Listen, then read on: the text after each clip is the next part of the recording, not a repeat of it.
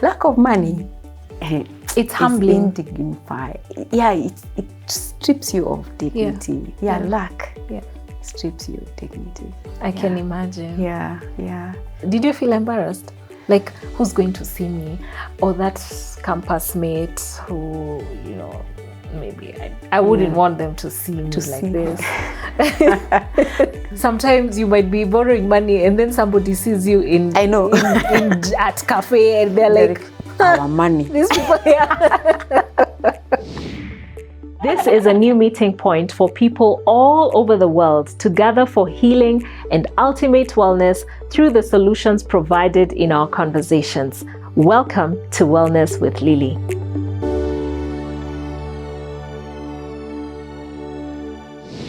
Welcome to Wellness with Lily. My name is Lily and I'm very happy to host you today.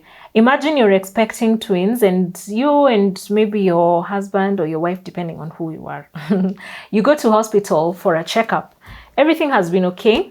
And then the doctor says something is amiss. And before you know it, you are looking for 10.9 million Kenya shillings to resolve the crisis that then follows. Who would you call? I just want you to tell me in the comments, is it your uncle, your brother, your friend? Who would you call? Where would you get that kind of money on an immediate basis? We're going to be talking about managing crisis, how to financially manage a crisis. And I want to introduce you to a lady that I've known for a while. She's an amazing lady. Her name is Jenifer Nyambura. She is a finance and governance advisor. She's also an author, and I'm looking forward to hear your stories and some of the tips that you will give us to manage crisis. Karibu sana. Asante, and thank you for having me. Karibu, and you're looking so good. So thank you. You told me you had wanted to be a model at some point. Mm-hmm. And then life happened. So maybe I'll be a Mrs. Yeah, maybe. Yeah, Mrs. Kenya? Yeah, Mrs. Kenya, Mrs. World. You never know. Okay. You never know. All right. All right. So you and your husband are expecting, this was your first pregnancy? Yes. How was it? I had a very smooth journey. Mm-hmm. Yeah. I had a very easy time with the pregnancy. So I had no pains, no pressure issues. Wow. Throughout the pregnancy until, the doctor said, we have to terminate the pregnancy. That's what he said? Yeah, we have to separate the three of you. If any of you is to survive. By terminate, you mean what? Birth it? Deliver? Deliver before term. Oh. At 27 weeks. Okay. Yes. And so when you have multiple pregnancy, the doctors monitor you closely. Mm. So we were being monitored very closely. Actually bi-weekly, going through the scanning and checking whether everything is fine. And then, and on the 27th week, they discovered that the babies, one of the children was having a reversed flow. Mm. So that means the fluid was flowing from her body to the placenta. Mm. And that would have meant draining herself. Yeah. And that would have meant the other baby was taking in too much. Oh. Yes. Wow. So we had to be separated as according to the doctor's advice. Yeah. Yeah. And that was the scariest thing. That was scary. Yeah. Yes. Was there the idea that the children will survive, or you thought they are just going to die? You see, okay, at 27 weeks, they're not fully formed. Mm. Yeah, they're not fully formed. Yeah. So the heartbeats were there. Mm-hmm. So we knew they are alive. They're alive. But then the doctors were worried because we didn't know how long it would take for one of the babies to drain themselves. Mm. Yeah, because it's just a matter of time. They're tiny. Yeah. They're fetus. Yeah. And so we went in for an emergency CS. Mm. Yeah, immediately. Yeah. The reason I was asking that question is because sometimes the doctors will ask you if you want to push out the baby, to expel the baby, basically, so that they have no chances of survival. and this they say because if you try to help them survive, they might get brain damage or they might get organ failure, like life complications. Did you have such a conversation? At the moment, that wasn't an option. That wasn't an option. The only option, according to the doctors, was an emergency CS. Yeah, and because already one of the children was draining themselves. Yeah. So then pushing the baby Yeah. would have caused more distress on the child. So going in for the CS was the only option. But of course, making that decision was the hardest thing. Yeah. You know, because there's always this hope of, what if we waited one more day, they would grow, or Yeah. waited for a few more weeks. Yeah. Yeah, because I wasn't sick. Yeah, from the outward. Yeah. Yeah, but God uses people. Yeah, God uses people. Yeah. But it wasn't as easy as I'm saying, yeah? I can imagine. Yeah. And you had to decide immediately. So it wasn't like I'm giving you a day to go and decide, or I'm giving you 1 hour to decide. Yeah, it's an issue of minutes. Yeah. Yeah. That's scary. Very. That's very scary. Very, very. So now you go into surgery. You are financially ready for that? No. For the surgery? Did you have insurance? I had insurance. Uh-huh. Yeah, I had, of course, like any other Kenyan, I had the NHIF? NHIF and I had the insurance card. Yeah, so I was prepared like any other good, any other Kenyan with good intention. So I was prepared for a normal occurrence. Yeah.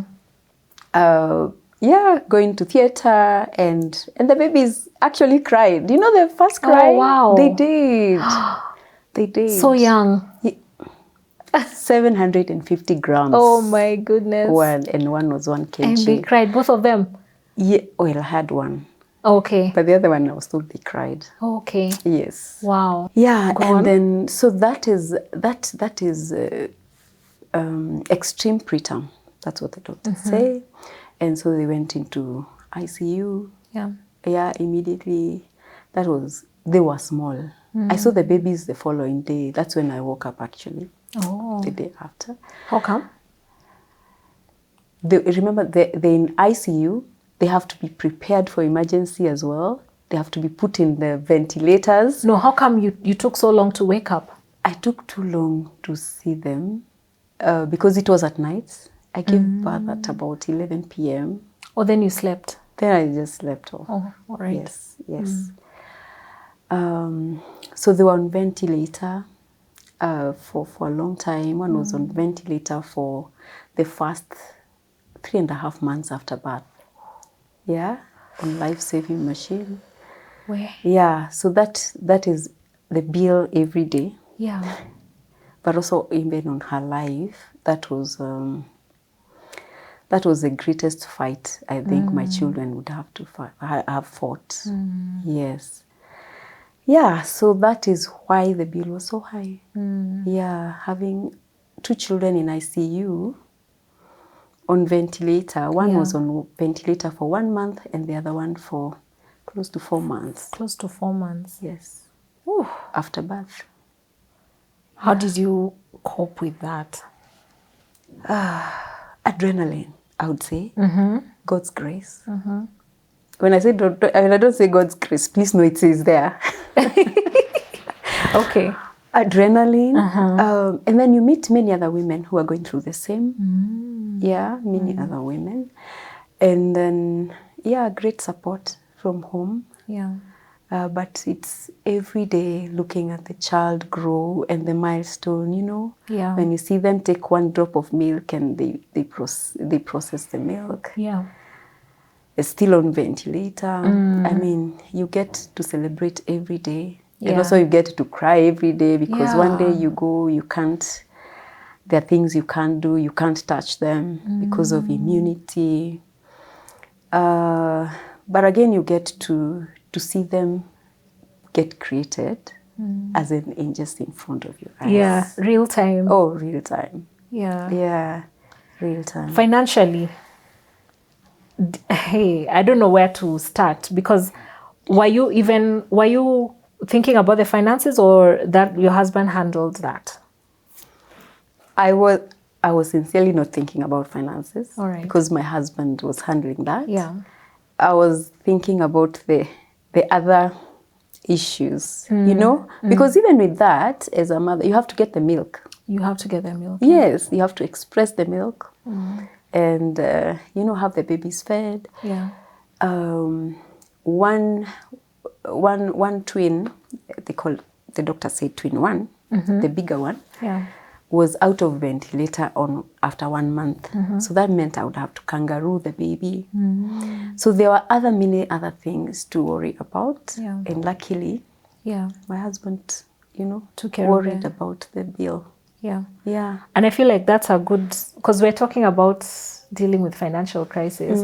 That's one of the advantages that you may never know you need when it comes to childbearing. Just to do it within a situation where the father is available, present. I always feel like when you're choosing a husband, you're also choosing a dad for your unborn children, isn't it? Yes. Yeah. And a granddad. And a granddad. Yeah. Yeah. What do you know about his financial journey? You can share with us some of it. How he coped. Yeah, because I mean, this is a family thing. So, of course, you get all this advice, when you're especially in a hospital setup, people will tell you, oh, you have to check the bill every day, someone could steal from you. Yeah. Let me ask you, even if you check, what medication names do you know? You only know Panadol, Yeah, that's paracetamol. Yeah. You don't know so much. So you have to trust that the people even keying in that bill, I mean, are doing the right thing. So you get the update, of course, every day. It's a daily update on the status of the children. Yeah. And of course, the status of the bill. Yeah. And then the hospital was kind, to release our baby, to discharge our baby after 2 months, the twin one. Okay. After she attained the medical status for her to go home. And then the other twin remained. But even then, we still had a bill. And that is the point at which we knew the insurance wasn't going to pay. Yes, wasn't going to pay. And so now continuing with the other twin for 3 more months at the hospital. Yeah. That meant more bill piling up onto the other one. Yeah. So I would say you're looking at a person who has fundraised on, those WhatsApp images you see, bring children home, donate or give towards a bill. Save a life. Save a life. Yeah. Bring children. I mean, yes, I've done all that. We did all that. We did fundraisers. We did appeals to NHIF. And people do give. I always say when you think those posters and flyers are fake, you're the only one. Other people give. So people gave towards our bill. Yeah, they did. Tell me about your social circle. What was your pool? Who was the first person you thought of calling? When I got the news or when I got the bill? I don't know. Did you ever worry about the bill, even in terms of those appeals, or did your husband fully take charge of that? He took charge. But I tell you, yeah, he did take charge. Yeah. Were you aware at least of the accruing bill? Yes, yes, because even if I was discharged after 4 days, like a normal maternity discharge, I still had to, I am the constant daily person at the hospital. Yeah. So I knew how the bill was going. How were you getting the updates? Email? No, you have to proactively ask the hospital to give you the bill every day. Okay. Yes, yes. And then you have to, because if you don't, then it will be a big surprise at the end. Yeah. So you actually have to ask every day so that you see how far it is, what emergency was there. Yeah. Because even if they were in ICU, there's an emergency in the emergency. Yeah, sometimes, yeah, there's so much happening. Yeah, and also you need to keep paying whatever you get. You have to keep paying. Yeah. Who was the first person you thought of calling? Apart from my husband, Apart from my husband your was husband there was throughout. there, or both of you. Who did you think about next? Our families. Yeah, we called in our families. So our families were well aware of what was happening and the bill status, and then our friends, and of course the church. Yeah. The church prayed. Yeah. Oh, the church prayed. Oh, that's good. Yeah. Okay. You actually need more prayer. Than what? I thought you would say more prayer than money, but I understand what you mean. Yeah. More prayer than money. Yeah, because you still want to carry your baby home. True. You know? Yeah. 100%. You still want to carry your baby. So you need more prayer. Even for your sanity. Did you ever feel like people sometimes get baby blues, postpartum depression? Did you fall prey to that? Yeah, people do get. I remember this particular time, I went to the hospital. My child, nearly 4 months, at the ICU. And usually when they're doing a procedure, they close the curtains and they close the door. But they forgot to close the door. So I just went, shoop, entered, and then I met my baby on the resuscitator and the doctors surrounding. And that was the first time these doctors who are really encouraging me didn't have a word. Like there was pin drop silence. They all got shocked, like no one could talk to me. And I looked at them and I told them, she will be okay. And I left the room. Yeah. And one doctor followed me and told me, you know, at this time, we request that you go for counseling. Yeah? Yeah. But I never got to go through counseling. Yeah, at the time. Yeah, so I know that, postpartum is real. Is real, yeah. But luckily, I never went through it. But I still have shockers. Okay, my babies were discharged. We went home. Like when they turned a year old, the hospital called me. And then they used the same number. They used to call me to update me, you know, when there was an emergency in ICU. You know, I just looked at my phone and ran to look for my children. Like, that's when I knew. Do I have them? Where are the children? Yeah. Because they use the same number. And those are the triggers that you know, when you've gone through such a process, they remind you you've actually never gone through it fully. Yeah, and you never do go through it fully.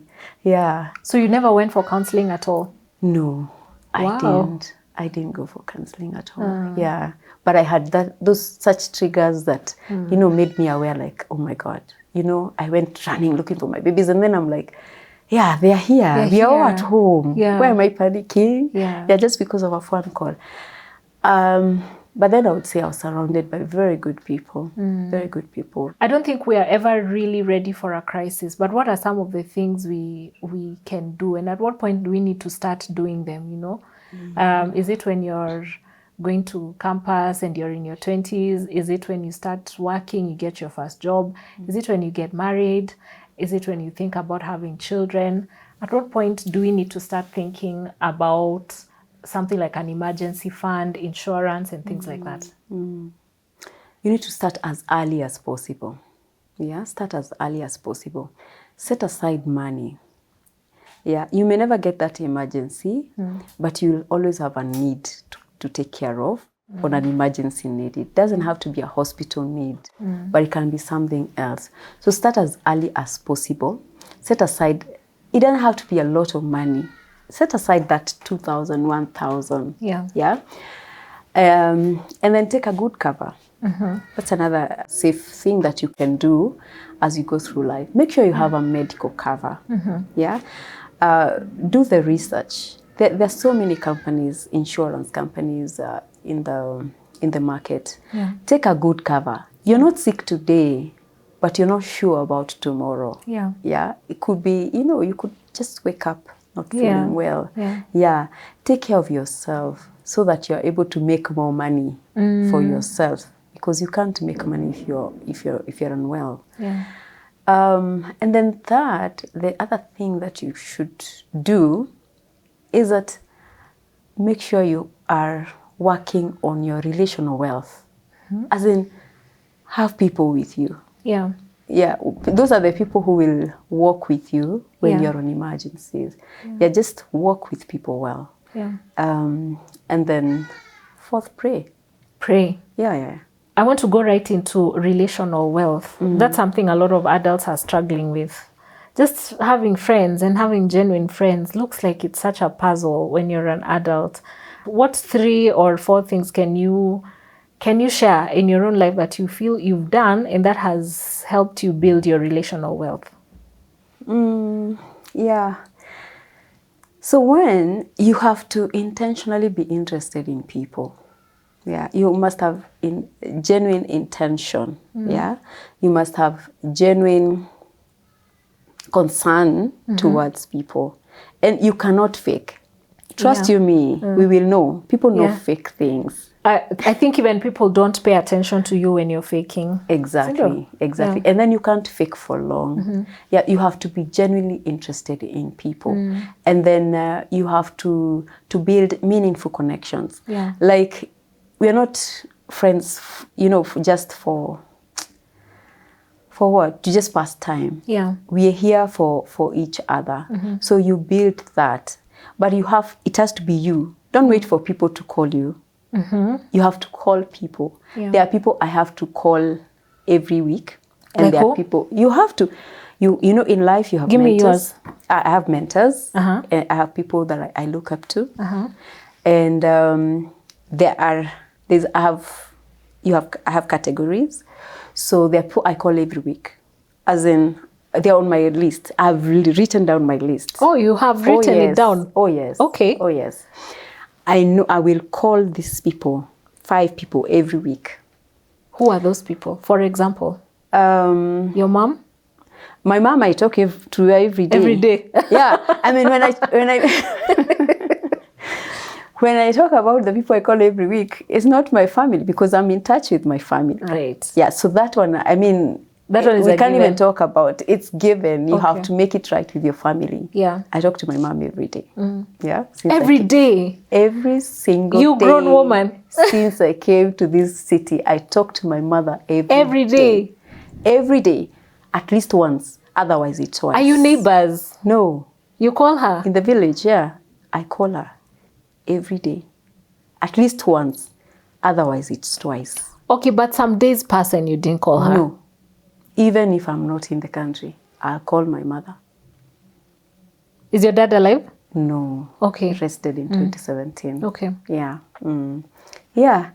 So family, I mean, you have to be in touch with your family. All right. Yeah. Even those who do not talk to you, try as much to reach out to them. So now you have mentors. Categorize your friends. You have mentors. You have to write them down. Who do you look up to? Yeah. Call them every week.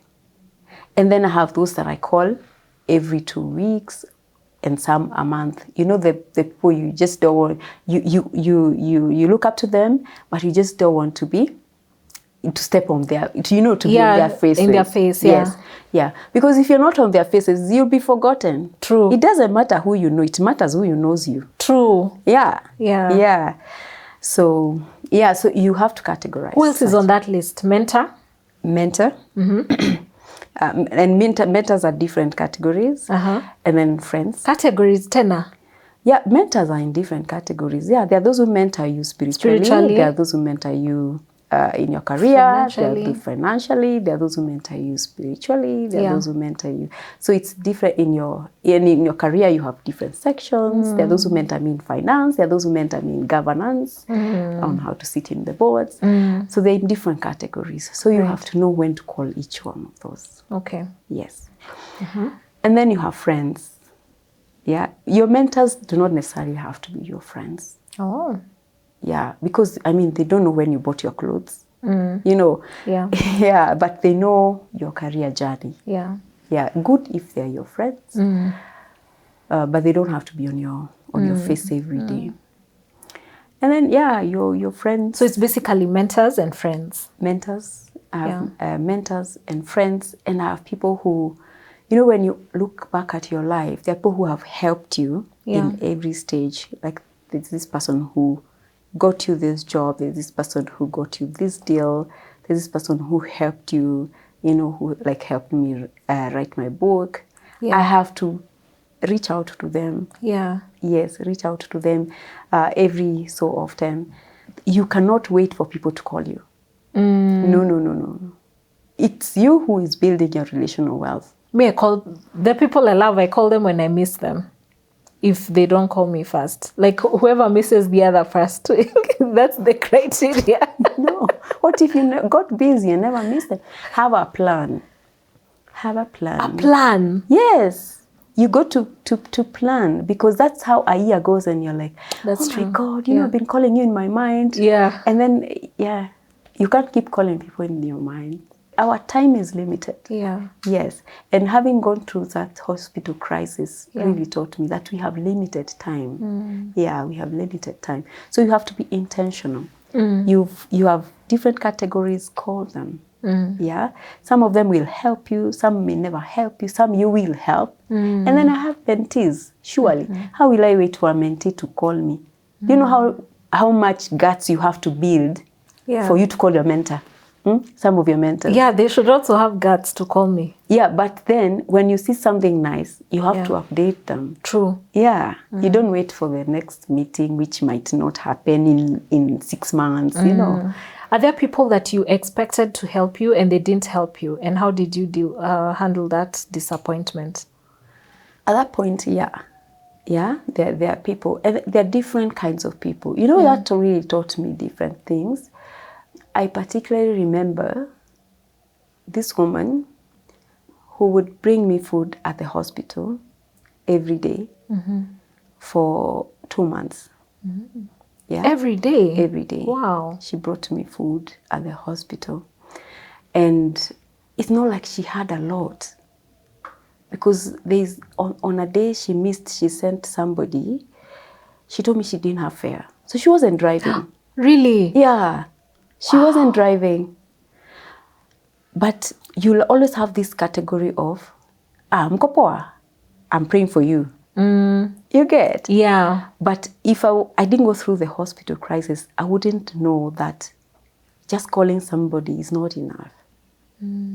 It's not enough. I remember this lady because, food every day. And she wasn't in abundance. She was, she was in the hustle like everybody else. But she could set aside time, prepare the food, make sure it is warm and bring me to the hospital.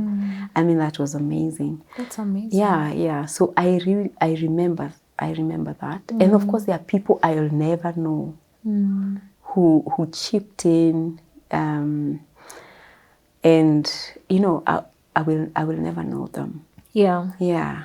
At one point, when I was going through a crisis, I asked God, how come you take care of the birds, but you don't take care of me in this situation, but you don't take care of that person who is really suffering? Because when you're in a crisis, you also tend to see other people who are in a similar crisis.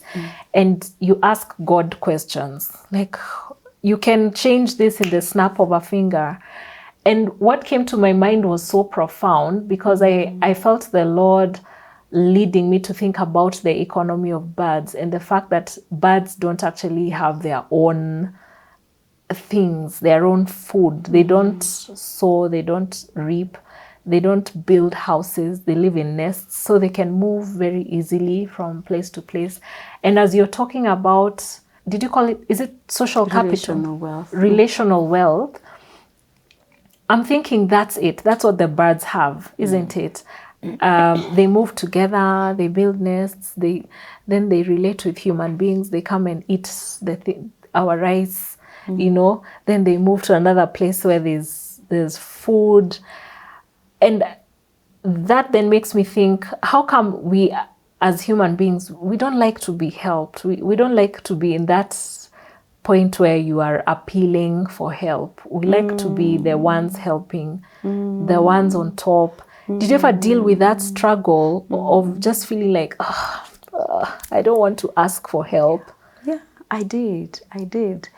Because, I mean, we had worked, we were both professionals. Yes. We had never appealed for, medical is actually a basic need. It's a basic need. It's a basic need. Yeah. And I struggled a bit. I struggled because I'm wondering, and especially when we had a fundraiser, and I got into this hall and I'm thinking, wait a minute, these guys actually are contributing towards my hospital bill. Yeah. Yeah, it comes with, like, it humbles you. Yeah. It humbles you. Yeah. Like, you can ask somebody for money. And in this era of social media, you're asking people you don't know. And you don't know whether they contribute. Yeah. Because, 10.9 million shillings. You've exhausted all your friends and what they can give you. Yeah. And it really humbles you. Yeah. Yeah. Lack of money. It's humbling. Indignified. Yeah, it strips you of dignity. Yeah, lack strips you of dignity. I can imagine. Yeah. And the feeling of embarrassment, like did you feel embarrassed? Like, who's going to see me? Or that campus mate who, maybe I wouldn't want them to see me this.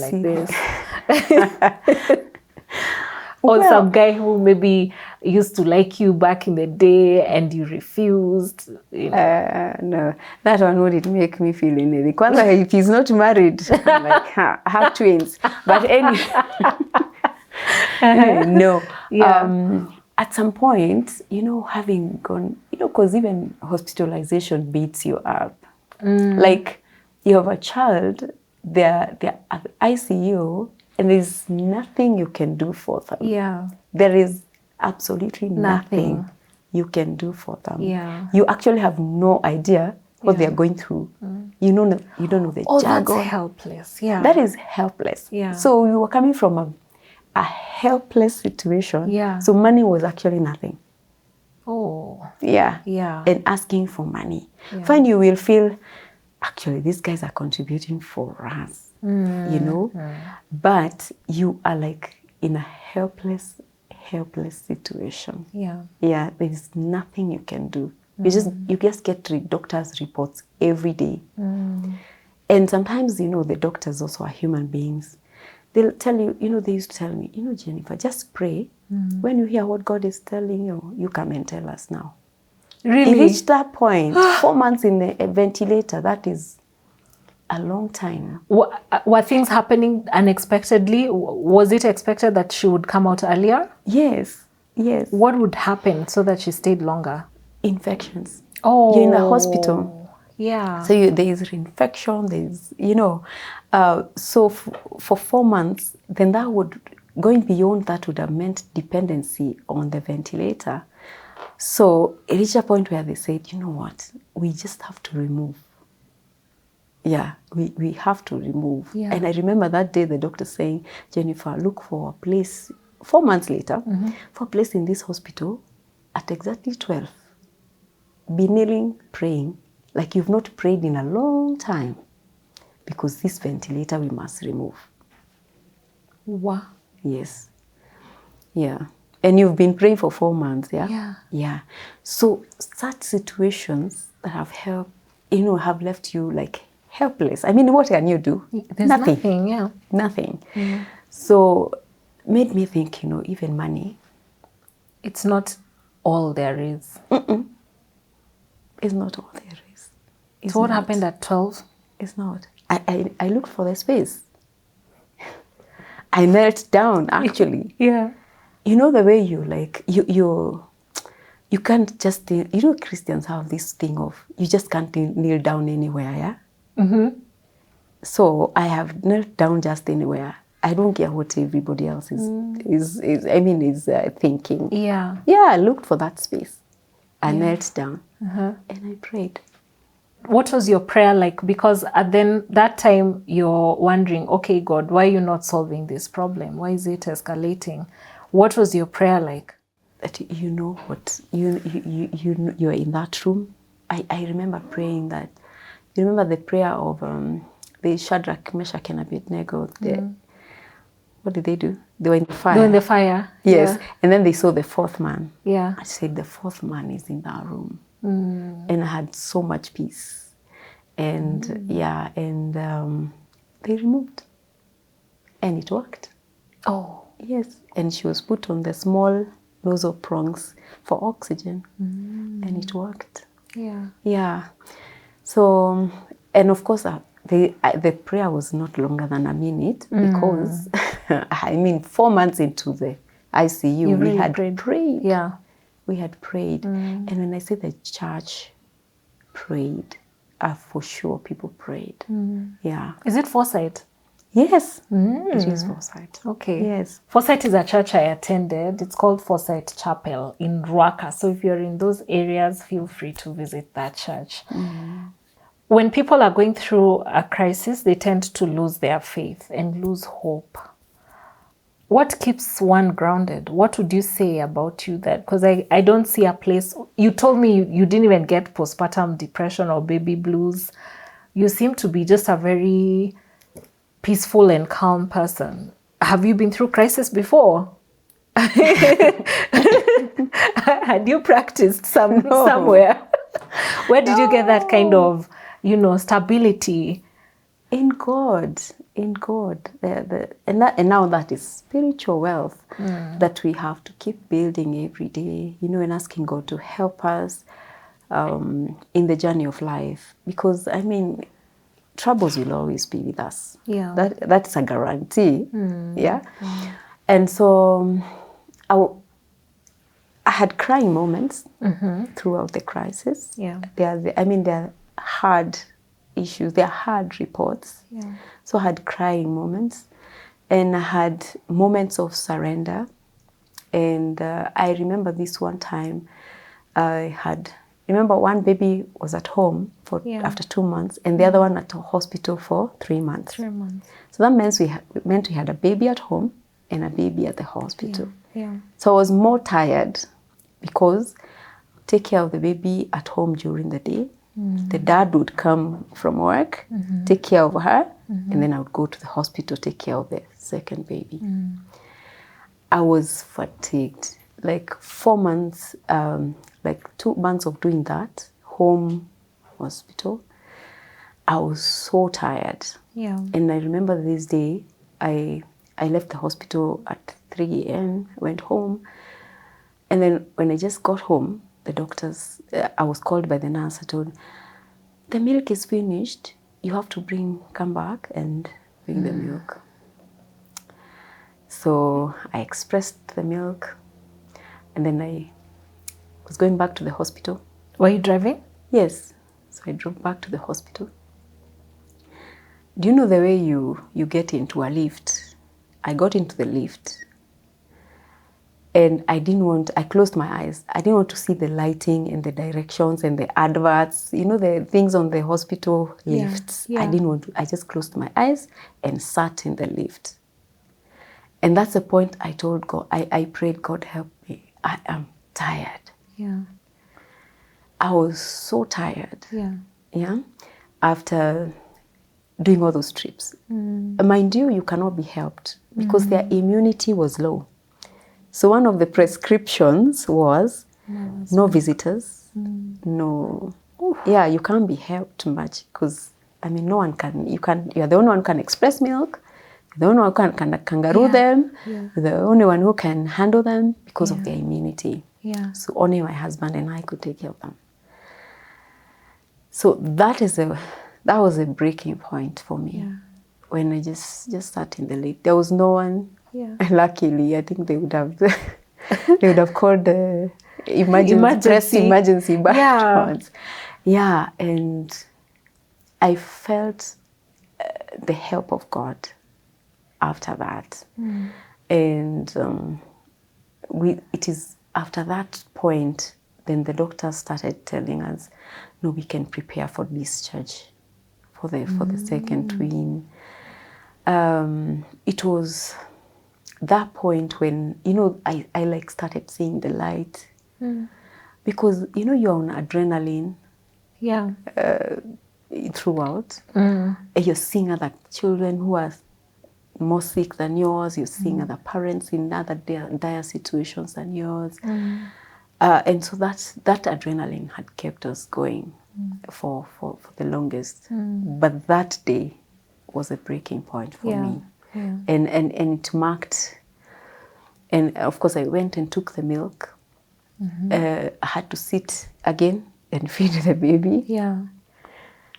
But my faith turned at that point, where I knew there's nothing I can do without the help of God.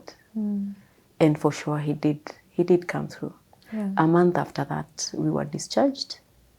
And again, we went home with oxygen. 2 more months. Wow. Yeah. What was that like? Frustrating? Oh, yes. Oh, my God. Why did you have to go with oxygen? Because the baby wasn't saturating normally. Remember, she was on ventilator for 4 months? For 4 months, yeah. Yes. So she wasn't yet saturating. Her oxygen levels were still low under normal environment. So that also was very humbling. Having the oxygen at home, having to now give this child medication, like 10 types of dawa medication. You have to feed, like you would feed her 30 ml for 2 hours. Can imagine, because the sucking reflex is not strong enough. Yes. She's still tiny. How heavy was she when you were taking her home? Can you remember? 2.5 kilos. 2.5 kilos, yeah. From 750 grams. I mean, that was huge leap. Huge leap. Yeah, so again, we had to go home with oxygen because of infection, reinfection. It's a hospital. Yeah, it's a hospital. Wow. Yeah, feed. Then you're told, you have to give this medication after feeding. So you're feeding this 30 ml for 2 hours so that you can give medication. Yeah, that's a lot. Were you working? I was working from home at that time. Yes. That helps. It did help. It did help. Yeah. Yeah, it did help to work from home. I don't know what to say about work, because sometimes when you're working in a difficult environment, you almost know instinctively that if something went wrong, I won't get much help from this place. Because if the timings are very strict and you have to be at work for 8, some people up to 12 hours just working every day. How would I deal with such a crisis had I been in a difficult working environment? So I was employed at the time. So maternity leave is 3 months. Yeah? And so I was, the babies were at the hospital, so I had medical leave, 2 more months. But then I still had to stay with the babies. Remember, we have 2 months of oxygen again at home. Yeah. And then I've not rested. Yeah. So I was lucky to have that arrangement of work from home, but with pay cut. With pay cut. Yes. And remember, we have the 10.9, yeah? So, I mean, yeah. But then it worked best. I mean, that was the best I think so too. Environment. Best ever. I really see the hand of God in your story. Yeah. I feel like you cannot ignore God while just being crisis ready. Yes. You know? Yes. If you don't have God, you're not ready for a crisis, I think. Yes. Yeah. I like that. If you have no God, you're not ready for a crisis. Yeah. So, yeah. But if you're in a hard, toxic environment, it would be hard to pull through. Yeah. It would be very hard because you might remember, everything about motherhood is psychological. You have to give the milk. You have to take care of the baby. You transfer the same energy to your child. Yeah. You would have to make tough decisions. Tough decisions of living or staying. I've seen so many marriages fall apart in crisis. Like during COVID, there are so many COVID divorces, COVID separation, you know. crisis is just not good for marriage. How did you guys pull through? What do you think you did right? What do you think you did wrong? One or both of you? I wish he was here to defend himself. Say the things you know he will agree. I'm sure you've talked about it though. Yeah. I've talked about it. Because we are both believers, so we had God. So we could hold hands and pray, when we got very difficult reports. There's nothing good about ICU reports. Seriously, there's nothing. When you hear people say, which report will you believe? That never used to make sense for me before that crisis. Yeah. Doctors or God? So there's no good report. So you know that in this situation, you're not expecting a good report from the doctors. Only when, there are milestones to celebrate. Yeah. So we prayed together. Yeah. We celebrated the milestones together, even the smallest. How did you celebrate? We would go out. Wow. For lunch on our way to the hospital. It's very good. That's very good. The hospital. Where were you getting money when you have a 10.9 bill? I feel like tell you. Sometimes you might be borrowing money and then somebody sees you I know. at cafe and they're like, our money. These people here. No. For sure, if you don't get, everyone needs a pit stop where you refuel. Mm-hmm. And if you don't get that, then you will run on empty. Yeah. So you have to know what your pit stop looks like. Is it that coffee? Is it that ice cream? Yeah. Is it that fish? Is it the ugali? Yeah. Whatever it is, you got to define it. You spoke for me with fish and ugali. You got to define that stop for you. Yeah. And no one should take it away from you. Whether they have given you money or not, you must take your coffee or your hot chocolate on your way to the hospital. Yeah. Where will you get the milk? Yeah. You will not. Yeah. But you'll always have that person who will say, you've bought a new suit. We just paid your bill, you know. Yeah. You will always have that negative energy, but you have to rub it off. Otherwise, if you carry it along, it defines you. Yeah. That's we had really bad ones. Yeah. Like, hey, you guys have bought children. 10.9, that is buying. Someone told you that with their mouth. Who told you that? Who Christians. Brethren. Mumenunua watoto 10.9 million. Yeah, hiyo ni kununua. Yeah. But then, okay, if anyone watching us has been to church, you know that there are people who just don't know how to talk, isn't it? Yeah. Someone will see your child having a difficulty and just tell you, oh, look at your child. They can't do this. Behave. How come? Yeah. There's always such. Always. Yeah. So you have to know how to deal with them. Yeah. Because they will always be there. It's a guarantee. So you either keep quiet. My formula is silence. Yes. Yeah. Because if I answer you, it will not be Christian-like. Yes. Yeah. There's a size difference between the twins. Yes. Do you get comments on that? Yes, I still get. What are some mean comments you receive? Funny, they're not mean because they think it's firstborn, secondborn. They're like, oh, you guys couldn't wait to get a secondborn. And I'm like, they are twins. Oh, really? Oh. They don't look like. Yeah. Oh, right. But so they think it's firstborn, secondborn. So that works for them. Yeah. How else would you celebrate? Milestones or just unwind with your husband?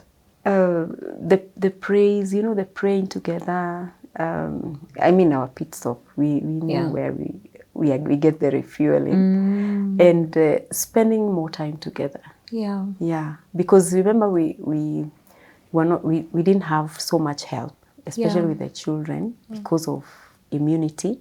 So that meant we were like together for so long. Yeah.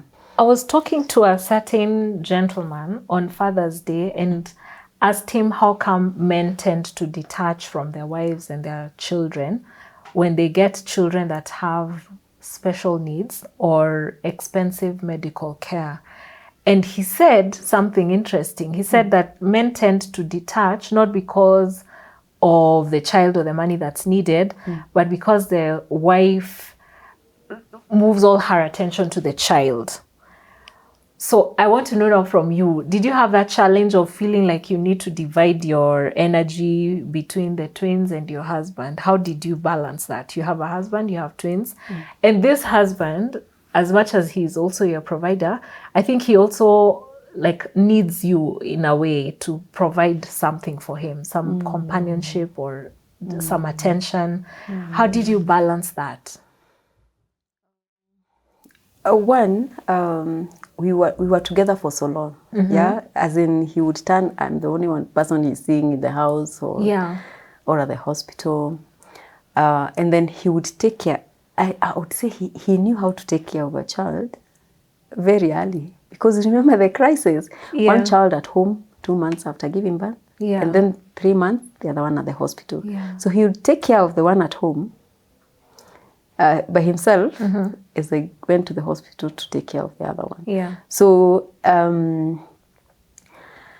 my time wasn't, I don't know whether it was very well distributed for them, but he also had to deal with giving. Oh, okay, I like that.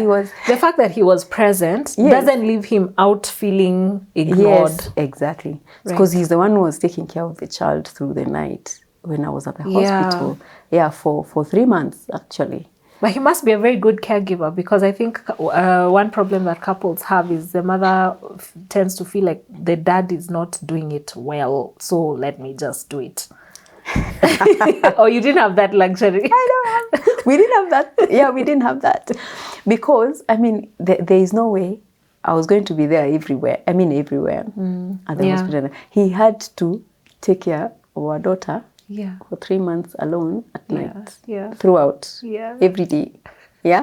So we didn't have a choice. And I think some of those things are cosmetic. That you think somebody else cannot take care of their children the way you would take care of your child, and you're both parents to the same child. I think that is selfish. Now thinking about it, I think it's a bit selfish. Because even who taught you how to take care of the child? Instinct. Especially when it's... So you think he doesn't have instincts? He doesn't have maternal instinct. And that is why we excuse them from being present. True. We excuse them from being present. So after that, after the mothering instinct fades away, because it fades away after breastfeeding for 3 months, then you're wondering, why is he not holding the baby? It's because you never let him hold the baby when the baby was smaller. So then the bond is not there. And I think you create the bond when they're younger. That's true. Did he ever do skin to skin and stuff like that? So what are some of the memorable things that you remember him doing? This is your chance to give him his flowers. Changing our babies, changing them, feeding them at that age, bathing them, and kangarooing them. Although the one was at the ICU for 4 months. You can't kangaroo in the ICU. That one wasn't kangarooed as much as the firstborn. But him being there, throughout.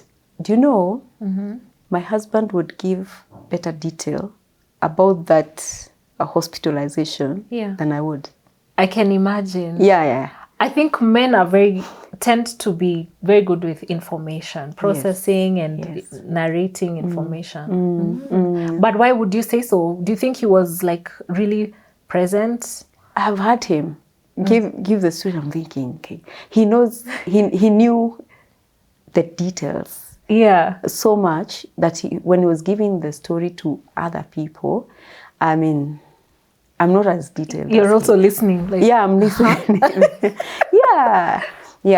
Oh, that's really good. So he knew the detail, which helped us, and having people around us who we could tell. Talking has a way of letting out Yeah. any anger or any psychological issues. Yeah. So we talked about that hospitalization a lot. Yes, a lot. So my husband had friends he was meeting like every other day. Oh, that's and so they would good. listen to him. They would listen to him Yeah. every other day. Yes. Yeah. Oh, that's very good. That's healthy. Very. That also takes, I guess, some pressure off of yourselves. Like, Yes. you're not your only support group, isn't it? Exactly. Yeah. Exactly. Yeah. And and they would go to the hospital with him. And I remember some of his friends who went to the hospital with him to talk to the credit controller guys, and when the money was delaying to be paid. Yeah. So That's very good. So they are good friends out there. What was your lowest moment, marriage-wise? Marriage-wise, I can't remember of any. I'm very skeptical. During that 5 months hospital story. Yeah, that whole, with regards to just that whole situation, whenever time it ended, after how long would you say the crisis ended? 7 months. After 7 months? Yes. So you had already paid all your bills and... We actually, after the hospital, the second baby was discharged after 5 months. We have home oxygen. Blah, blah. It's expensive, by the way, home oxygen. So the whole medication, blah, blah, blah, ended after 7 months. And in those 7 months, I would say we were like on accelerated marriage program.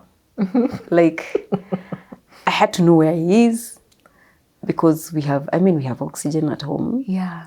And we were using the concentrator that uses electricity. God, we prayed that electricity will not go.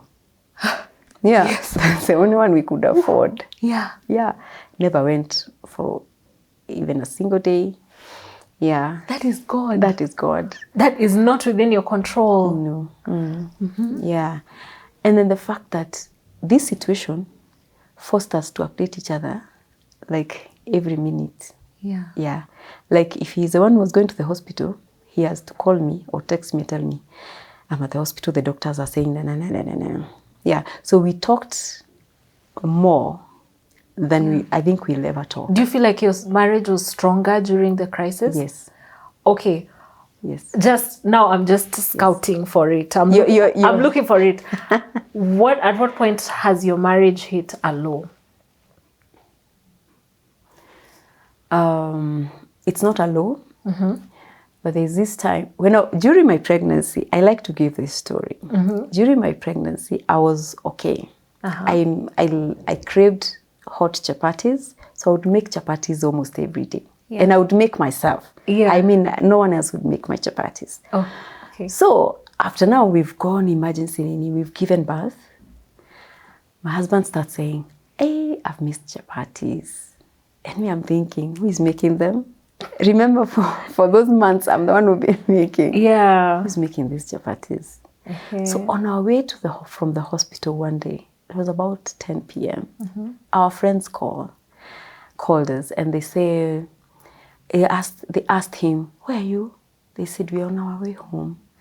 And then we got to the house, and they came home. That was now going to 10:30, 11. And then guess what they had carried? Chapati and stew and veg.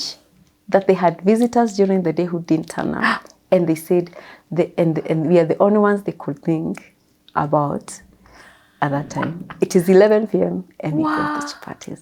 And they had no idea my husband had been talking about chapatis. Had you gotten like irritated?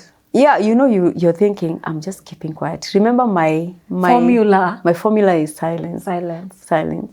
Because at that moment you'll ask, who is making these chapatis? No, but that's a rude answer. But he wasn't asking you to make. He was just saying he's craving. Saying, so when he's craving, why is that bothering you? See, he's expressing himself. Yes, but then I will feel inadequate if I don't. Oh, if I don't make feel like you're being pressured. Yes. So because I don't want to express my pressure, then I just keep quiet. And then we get chapati. Wow. I just slept. See, good. I didn't eat that chapati. Oh, you slept? Yes, I slept. I was so tired. Oh, yeah. But that for me was like a sign that God telling me, I am with you. Yeah. Just that simple meal. Yeah. Yeah, that I am Wow. with you through this journey. Yeah. So God is faithful. You guys have not had a low moment in your marriage? As in, to me fight? Eh. No. Way. No. We haven't fought. Where are all the bloggers? And this is fought. hot topic. I've never heard of that. No, we haven't fought. Wow. Yeah, we haven't fought in the marriage. I really aspire to one day say that. Like, we've never fought.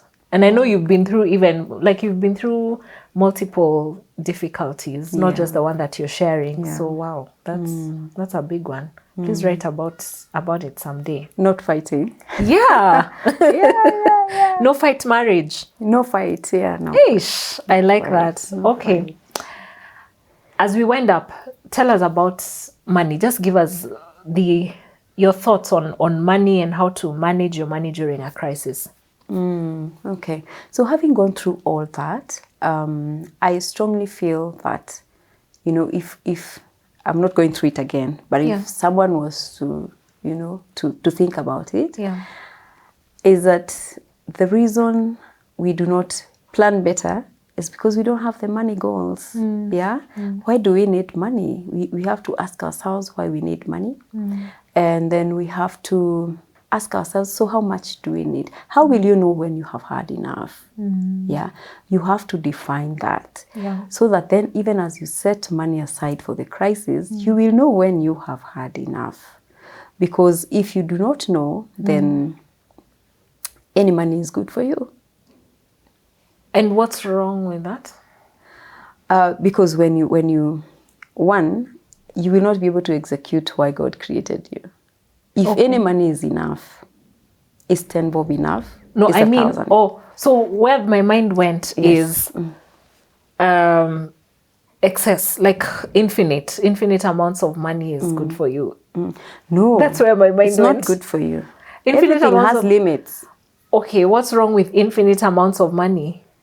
You need to define, first of all, if you don't know how much you need, you will not get the infinite. Okay. You will not get the infinite. Any money will be good for you. Oh, that's what you meant. Yes. So I'm looking for a job. People just offer me anything and I accept it. No, you can't just accept it because you have to know your value. Remember, you're a resource. Yeah, and we can only make money through adding value. So what value are you adding? So that then you ask yourself, how much is that value worth? It is you. It's me who gives money. It's you. Value. Yes, because you allocate the money. You're showing the money what it should do in your life. Just like your car, it can't drive itself. Yeah. So you give the money value. Yeah, and you do that by managing it well. And the aspect of you managing money well is a question of behavior. Do you have good money manners or do you have bad money manners? That is what keeps the money that you have created. Yeah. And then if you want to multiply, if you want to, increase the money or grow your money, that requires knowledge. You have to read about it. You have to get the right people to tell you about it. Yes, but you have to get it right. Yeah. There's a philosophy I heard about money. A certain advisor was asked the popular question of, I have 50,000. What is the best thing for me to do? And this person, first of all, how would you answer that question? I have 50,000. What's the best thing for me to do? What's your vision? To have 50 million. That's my vision. To do what? When if you say, if your goal is to have 50 million, you have to have first said for what. Because if you don't define for what, you are likely to use it for selfish ambition, like having a big house, big home, to what end? So you define your vision first before you say how much you need. So I thought you'll tell me like, try fintech, try this, try that. So it's the vision. It's a vision. God funds the vision. How will I know the vision? What if I don't know them? I just want money. I just want to pay my bills. I just want to, I'll do charity with the change. You know, I'll pay my bills and then the extra I will do charity. No, paying your bills is not an enough vision. You know, you are created for a bigger purpose than paying your bills. I mean, when will you serve the nations if the only thing that we are thinking about is the bills that we have to pay? So once you define your service lane, like I am called to these children, I'm called to the marriages, I am called to encourage people, I'm called to empower people, I'm called to build boreholes, then God funds that. Then you will get money. Yeah. As you serve that, then you pay your bills. Yes. Yeah. Because if it's all about your bills, then that's a very small vision. Imagine if my vision was to get 10.9 million shillings. Oh, it would have ended in the hospital. Yeah. Exactly. Yeah. This is a personal question, so feel free to pass. It can be cut if you're not able to answer. What's your vision? What would you say is your vision? To empower generations. Empower how? To do what? When you come into contact with me, you must have evident growth. Yeah. If that is not happening, then I'm not doing what God called me to do. Yeah. Is that what your books are about? You can talk about your books. Yes. Yeah. I write to mentor and empower the younger person for them to achieve evident growth. Yeah. Tell us about your books. I've written 3 books. One is on identifying your potential, and the second one is written to the woman, stepping up for women. It is, I say it's a toolkit for the woman in the workplace that gives you a template on how to work better and how to serve better in the workplace. And then I've written a third one, stepping up for employees, and it's helping the employees navigate the toxic environment in the workplace. Yeah. Oh, give us a little, just guzia kwa umbali about that, because I know it affects a lot of people. The toxicity. Yeah, or sometimes even just an environment where I'm not growing. I'm okay, but I'm not growing. Yeah. And also there is also the aspect of you have grown yourself out of the job. Yeah. I've reached the ceiling. You've not reached the ceiling. Oh. You've reached your mental ceiling. My mental ceiling? Oh, yes. Yes. Have you ever seen people who are promoted, and they cannot perform the role that they have gone to? Exactly. Yeah, you've been promoted you've been promoted out of job. That's overemployment. We usually talk about underemployment. That sounds like overemployment. So the toxic environment, I mean, comes in very many ways. And this is why we have all these mental issues. Yeah. So the first thing you need to do is to identify the toxic elements in the workplace. And some are so subtle. Some are non-verbal, that you go to the office, no one is talking to you. You go to, you can just point, you can touch it, but no one is telling you what it is. The book also helps you to navigate that on how you can go around it to work for you. How then do you report these things? How do you outgrow? Because some of them are outgrowing. Like when you think back on when the last time you went through workplace harassment, and ask yourself, I mean, how could I? Yeah. I mean, how could I let somebody step on me like this? Yeah. So, but you always look in retrospect. But now, going forward, you have to be able to identify what toxicity means for you. To some people, being screamed at is not toxic. Yeah. Yeah, they are used to it. But for you, is that behavior toxic? Is you passing through people's desks and someone touching you inappropriately toxic for you? Then when you identify, take action. Go take action. And you have to stop it the first time it happens.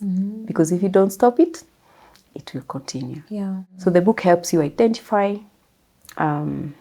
get ways around it, and now you thrive. Yeah. Yes. Oh, fantastic. Yes. Tell them where they can find you online and if they want to get your books. Yeah. You can get my books on my website, jenifernyambura.com. You can follow me on social media at Jenifer Nyambura on Instagram and Facebook and LinkedIn. Thank you so much for making time for us. That was a beautiful story. I think for me, what stood out is that you've never fought. Like, you've never really had a bad season in your marriage. That's fantastic. Tell me what stood out for you in this conversation, and well done for just going through that whole situation and making it here looking so beautiful. Thank you. Yeah. Let us know what stood out for you in this show. I always love engaging with you. If you want to find me on all my platforms, I am at Lily Gidhui. Thank you so much for watching, and bye.